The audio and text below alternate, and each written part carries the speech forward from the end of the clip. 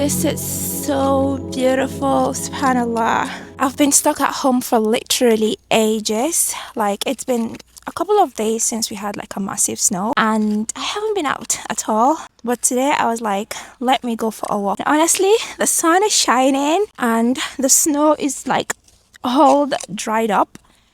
And it's just so beautiful, subhanallah. I know 2025 just came along. Oh my god, there is a plane in the sky. It's so beautiful, subhanallah. Anyways, I am in the mood.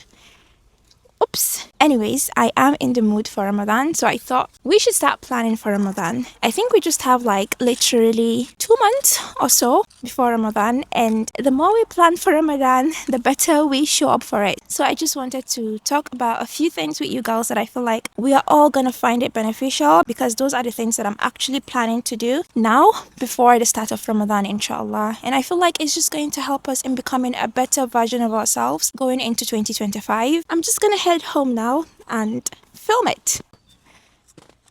We are in the month of Rajab, which we all know that this is such an important month, and it's a month where we should increase our worship and also seek a lot of forgiveness. So this is like the best time to start prepping for Ramadan, since after Rajab is Sha'ban and then Ramadan. Ramadan is a month where the Sahabas like plan for it for 6 months, and we just have like 2 months left. I feel like the earlier you prepare for Ramadan, the more productive you are actually during the month, and also there's a high chance that you make the most out of it because you have prepared ahead of time. We can renew our intentions during this month, and we can also use it as an opportunity to seek a lot of forgiveness from Allah while also preparing for Ramadan. I feel like this is a month where we should have a lot of self-reflection. I know 2025 just started. There has been a lot of like creating goals, setting intentions of the things that we want to achieve during the year. But Ramadan as well just comes once a year, and this is an opportunity for us to really dive into those spiritual goals that we have for this year, and also renew our intentions when it comes to the things that we want to leave before Ramadan, and also the things that we want to add into our life after Ramadan. This is like a time for you to really think about like the act of worship that you just do because it's part of your routine. Let's say like the 5 daily salah. It's something that we do like constantly, every day, every month, every year, and it can be something that we also feel like is just part of our daily life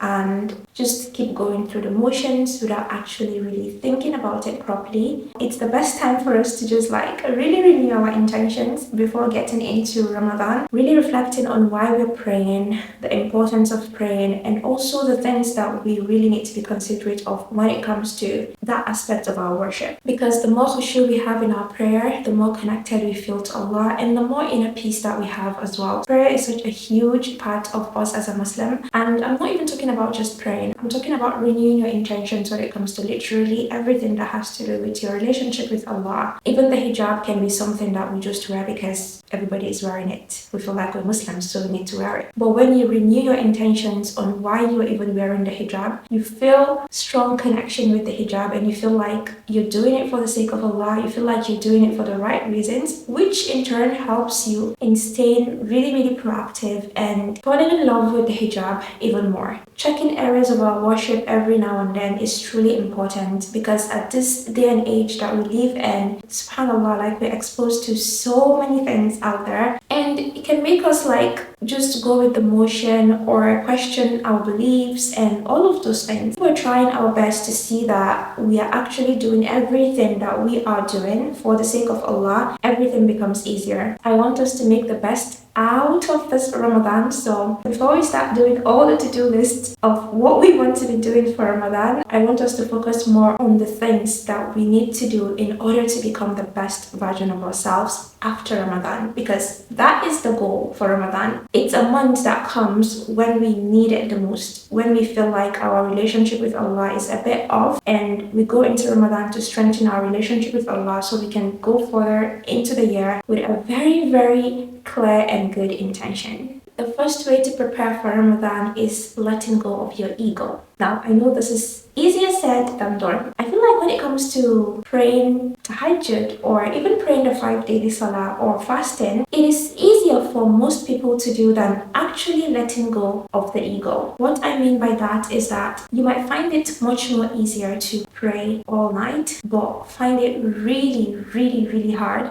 to settle any beef or any grudge that you have with another human being. It's not always about what we want, but what Allah wants from us. Allah says the gates of heavens are closed for them until they fix what's between themselves. Imagine literally all that you did, all those hard work, all those things that you did. It's actually just nothing because you let your ego come in the way of your worship. I mean, like, that is absolutely not worth it, no matter how hard it is. I'm not talking about people that have like really hurt you and you created like this healthy boundary just to protect yourself. I'm talking about like tiny natural grudges along the way, maybe with siblings, maybe with aunties, uncles, whatever it is, friends, that has like accumulated, and maybe you contributed towards that, but your ego is just not letting you fix that up, in the sense of talking to that person and trying to fix the relationship and your connection for the sake of Allah. Those are the kind of grudges that I'm talking about. If you know that you have contributed to the drama, it is better for you to fix it up for the sake of Allah, and always remember that whatever you do for the sake of Allah, your reward is immense. And if you are the one that tried to fix that relationship, whether you started the drama or you didn't, Allah will be pleased with you and you have the upper hand.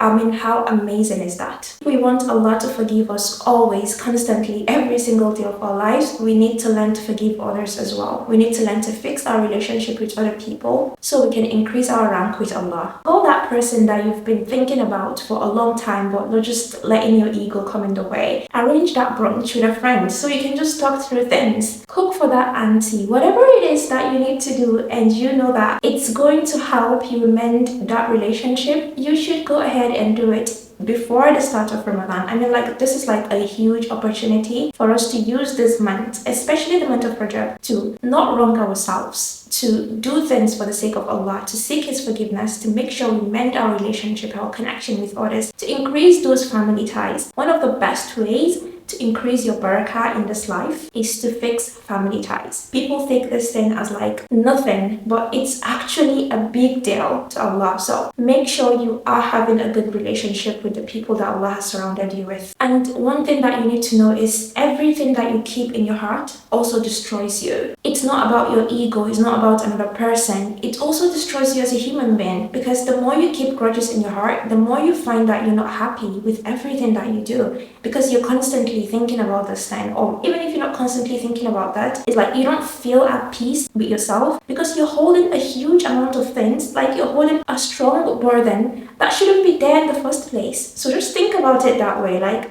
why are you holding on to something that's not even serving you? Stop giving all this negative energy the power to just ruin your life, ruin your day, ruin your happiness, ruin so much time that you could be using to do something else that's even much more beneficial for you in this world and in the next life. A grudge can really, really put you down, like really, really down in a very, very bad way, and it's not worth the energy. We should only be feeling the positive vibes, the positive energy. I mean, that is just the vibe. I feel like this is very, very important, but it's not spoken about enough. We focus more on what we're going to be doing, how much tarawih we're going to be doing during Ramadan, but we don't focus on these things that are very, very important that will help us in having the best Ramadan instead. I mean, like, there's no point spending all your night praying tarawih and you're there hurting someone else. Family ties is very, very important. And if we want to see barakah, and if we want to have that feeling that our worship during Ramadan is accepted, we need to take care of those family ties. That is much more precious to Allah than your long to-do list of what to do during Ramadan. Save your acts of worship and fix your relationships for the sake of Allah so you can have a Ramadan filled with barakah. Another thing that I'm planning to do as well, that I want you girls to really pay attention to, is to actually have those self-reflection moments. The Sahabas are like one of the best people that have walked on this earth. They are people of deep reflection. But look at how they prepare for Ramadan. Before getting into Ramadan, they feel like they need to work on themselves. They feel like there's a huge part of themselves that they need to work on. When you think about it, what about all of us? All of us that live in this day and age that we're actually holding on to our Islam. Self-reflection is very, very important. We all have certain things that we would love to work on. Think about those lifestyle sins and just make the intention of not committing them again intentionally after Ramadan. For example, saying to yourself, I know I have been committing this sin before Ramadan and I have been intentionally doing it, but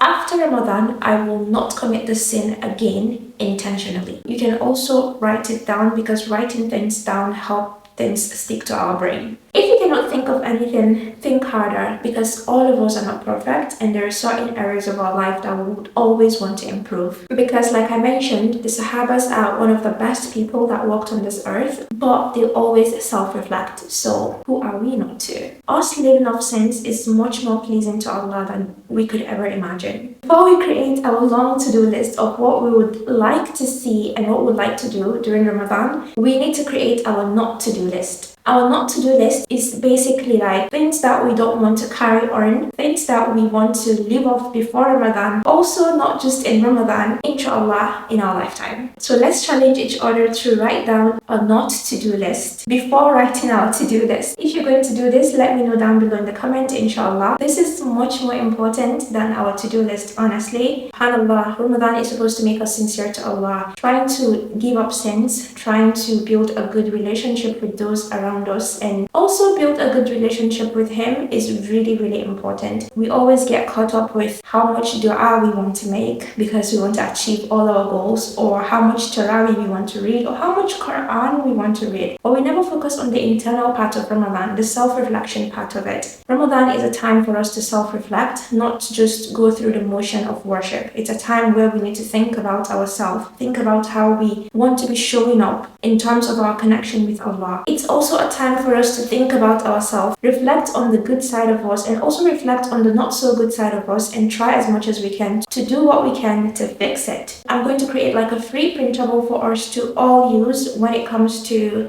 this part of planning for Ramadan, because I feel like this is something that we should do at this moment, because Ramadan is like around 60 days or so. I feel like this is the best time for us to reflect and also try to build a good connection as well with our prayers, with the people around us, and also seeing what we want to improve going into Ramadan, inshallah. After we have completed the not to-do list, it's time to make our to-do list. There is something that I want to mention before I say anything. I know that reading the Quran is very important. If we can complete like so many numbers of reading through the Quran, that is absolutely fantastic. That is great. But one thing I really want to mention is do what you can. Don't just follow another person because you feel like this person is doing it and you want to like outbeat them or something. Remember that you finishing the Quran is between you and Allah. This is something that you're doing for the sake of Allah, not for the sake of another person. Just because another person have a goal doesn't mean that that goal is what you want to do to improve your connection with Allah. If that is not something that you know realistically you can handle, don't put it there. Don't add a goal to your list while you know that definitely you cannot commit to it. Like reading the Quran entirely. Like say you put that goal on there and you have like a really busy schedule of work, school, and then you feel like you didn't accomplish that goal. You are going to be disappointed. You're going to be really disappointed in yourself, and it can put you off when it comes to like setting goals and doing things to improve yourself spiritually. Completing the Quran in Ramadan is something that is very good, but if you cannot do it, choose another act of worship that you know that you can consistently put the effort in seeing that you do that until the end of Ramadan. It is much more better for you than copying another person and trying to complete the whole Quran and then you feel overwhelmed, you feel disappointed. And let's even talk about reading it like really quickly, really fast, and trying to just rush through it because you feel like the time is going and then you have to do it. All those kind of stress, like nobody asks you to do it. If you cannot concentrate and really put your mind into doing it, there is no point for you to stress yourself out for absolutely no reason. Allah knows everything. Allah knows you better than anybody else. Of course, if this is something that you know you're going to be completing with mindfulness, reading through the Quran with so much focus and not just flipping through the pages, trying to complete it, that's absolutely fine. You can just go ahead and put in the to-do list. But if you know that your circumstances at the moment is not going to be in favor for you to complete the Quran in a very mindful way, Don't just set that goal, because you're going to be really overwhelmed and disappointed at the end of the day. Make your Ramadan to-do list based on the things that you can handle, so that way you finish up Ramadan feeling proud of yourself, feeling accomplished, feeling renewed, feeling like you have done something that actually increased your connection with Allah, not just following the trend or following another person. Ideally, I would say pick one goal that you really want to commit to during this month and actually do everything you can to see that you accomplish it. That way you're going to work on like a big part of a spiritual goal that you have been wanting to achieve, and in result you feel like your connection with Allah has increased. Another to-do list that I'm planning to do is of course a dua list. A dua list is very important, and I really recommend everyone to make a dua list before Ramadan. One thing that we need to understand is dua is an act of worship. It's not just like a request.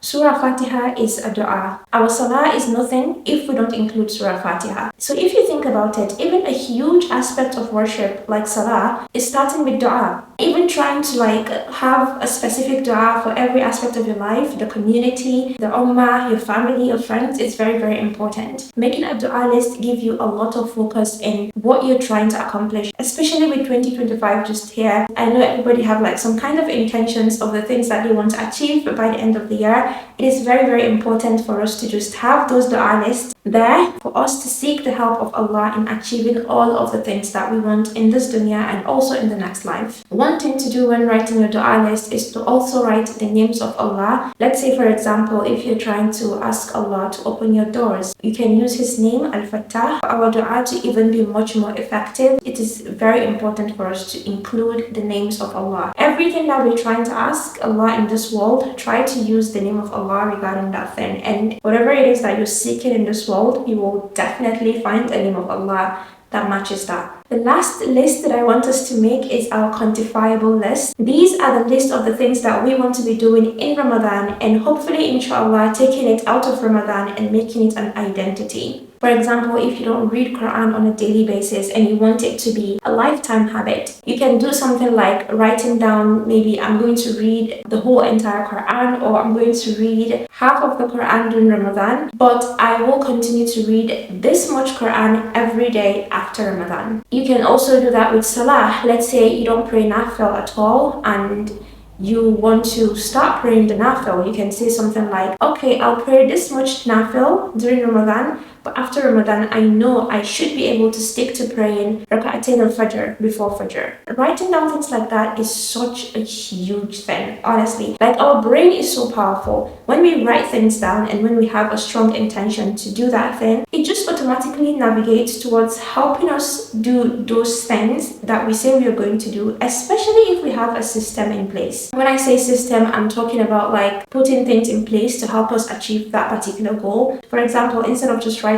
down, I'm going to continue praying tahajjud after Ramadan, write down what is going to help you in praying tahajjud after Ramadan as well. Maybe going to sleep earlier, or maybe setting multiple alarms, time that you want to be praying tahajjud after Ramadan. Those are systems you're setting in place to help you achieve that goal. And when you do that with a strong intentions for the sake of Allah, trust me, our brain is so powerful and Allah will help us in achieving that goal. Definitely write down your quantifiable list, the things that you want to continue after Ramadan, and obviously have a system in place, and also write down the goal as well, inshallah. Pray about it all through Ramadan and you'll see that drastic improvement in your life after Ramadan as well with your acts of worship. The last thing that we're going to be paying attention to is actually, I'm going to give you girls like a free printable of what I'm going to talk about right now for you to use, inshallah, to do this. But the best way to do this is definitely by journaling. Even if you're not a journaling person, I highly recommend you to do this through journaling, because Ramadan comes once a year. It's a big chance for us to improve our life in every aspect. Whatever it takes, I feel like we should do it. But anyways, even if you don't want to journal, I'm going to give out a free printable as well for you girls to just use to write down these prompts. I'm going to be doing this as well, and it is something that's very important.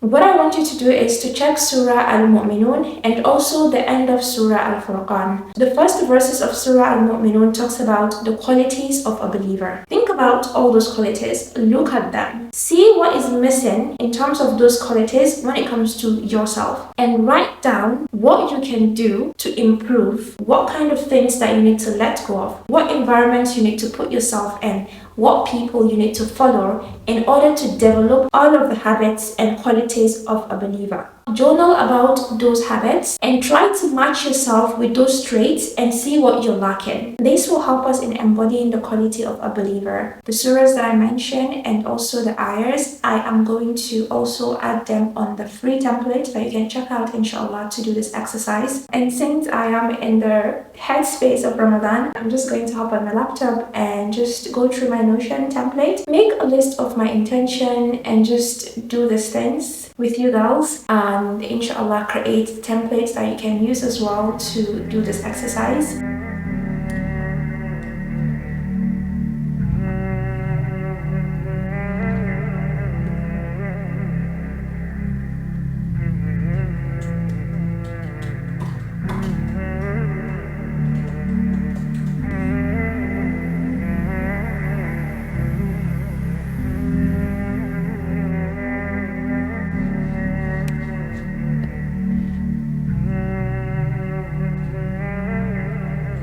All done, and I will link the template inshallah in the description for you, so make sure to check it out. Thank you so much for spending today with me. May Allah help us reach Ramadan, and inshallah I will see you in my next one. Bye bye. Assalamualaikum.